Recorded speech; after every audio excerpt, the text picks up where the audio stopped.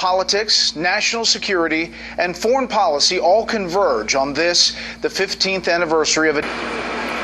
Good evening, Brett. There were dozens of dignitaries at the ceremony this morning at the 9/11 Memorial Plaza. The event was scheduled to end, and at least an hour before she was expected to leave. And the reason, as we first reported this morning, was a medical episode. As one witness who was in very close proximity to the former senator told me, she appeared to faint.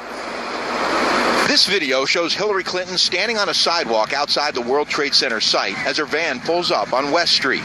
She's leaving the 9/11 ceremony at Ground Zero unexpectedly early.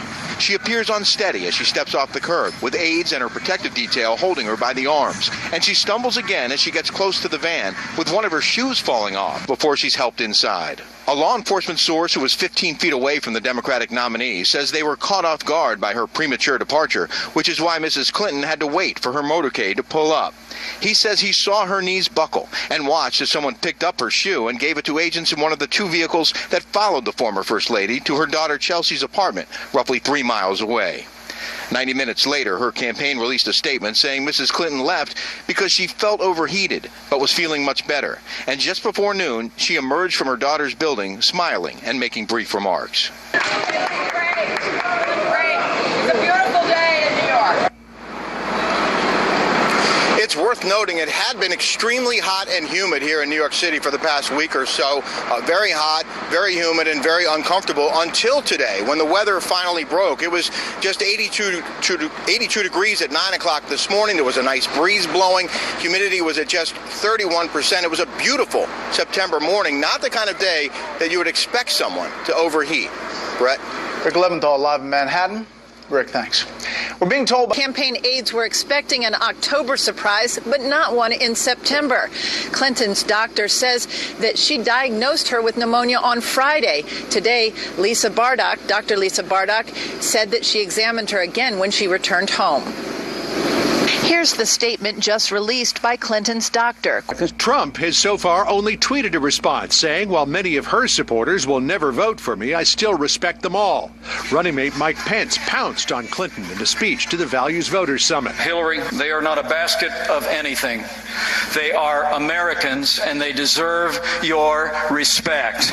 But in the 2 weeks left until the first debate, Trump will also be playing defense on a number of points. Over 50,000 people died last year. Like, you would not let a loved one keep a schedule like that with pneumonia. They should have told the truth. People get it. She could have gotten past it.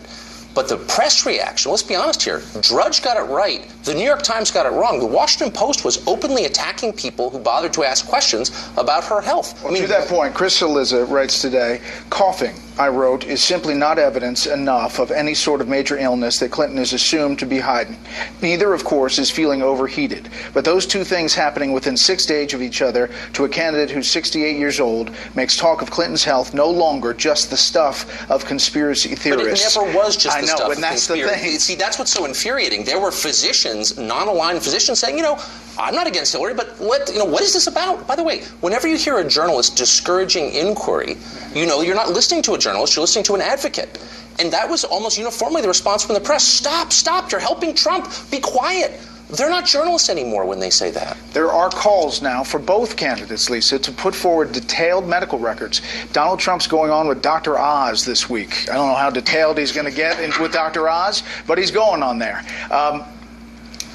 President Obama's former doctor says both candidates should put forward detailed medical records. Well, and if Donald Trump released his medical records, that would certainly up the ante on Hillary Clinton. I know you don't like this word, Brett, but the narrative is the problem for Hillary Clinton, because the problem is, point to, if you're the Donald Trump campaign, whether it's what appears like in the FBI notes, her talking about the concussion and then mentioning that she could not recall specific things from briefings, whether it's the coughing fit, whether it's the fact that we know that she has fallen before and gotten concussions. So this all becomes a part of the narrative, and whether it's real or not, the optics don't look good for her. The second problem for Hillary Clinton is the fact that she is now starting another political week on the defense. What happens with her not attending events? The juxtaposition between Donald Trump hitting the campaign trail aggressively and her not being out there is not going to look good for Hillary Clinton. That's going to continue to feed this narrative about her health.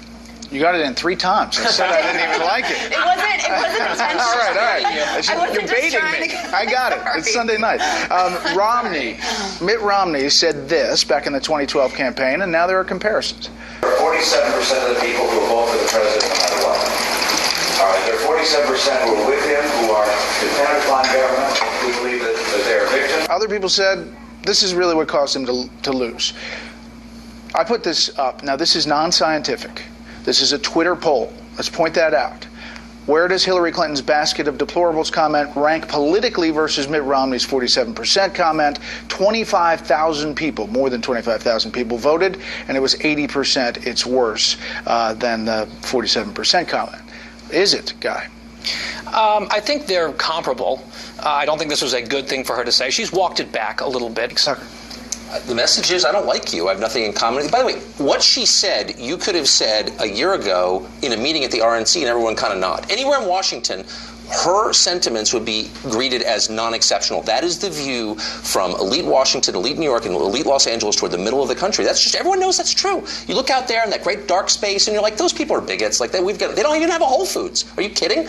This is the view of American elites toward the population, and it's the reason that Trump is doing well. Where is this race right now?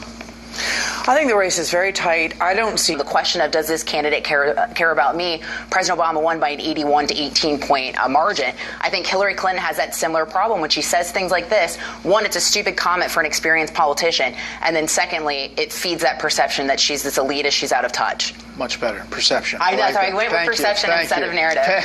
Panel, thank you. When we come back, 9/11, what we've learned in the last 15 years. I'll speak with two men serving on top congressional committees, Intelligence and Armed Services, about where we are right now in the war on terror.